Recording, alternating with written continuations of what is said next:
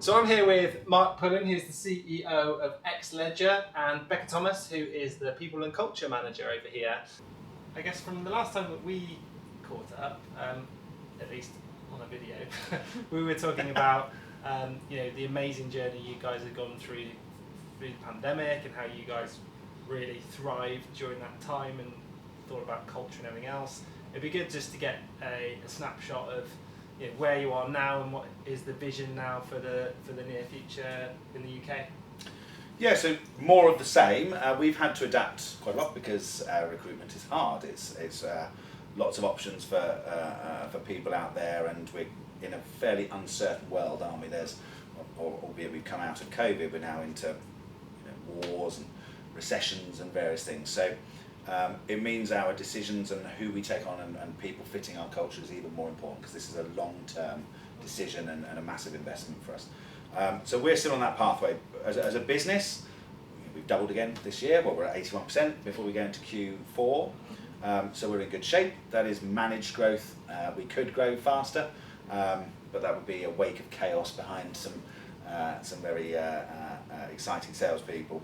So we are structuring it to scale appropriately and not burn our consultants out, for example, to make sure the support team has enough people in there to accommodate that growth. So we'll continue in the sort of vein that we're going, basically following what Becca can build in recruitment and finding those right people.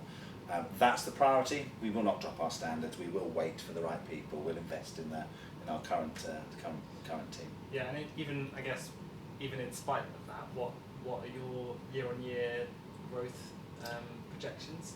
So next year we'll probably go for about 100% again. It sounds easier, but you get bigger and bigger. But globally we're on our pathway to £1 billion.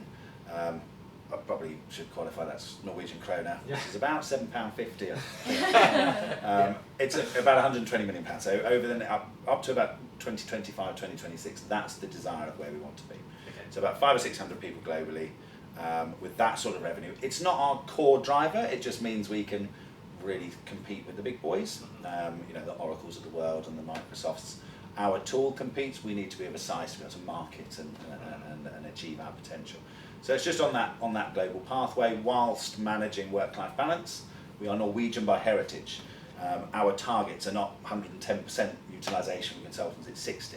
So we're managing that growth whilst maintaining the quality with what we deliver to our customers, which we have for a long time, whilst maintaining the quality of the people that we recruit, not changing that standard even though we could grow faster.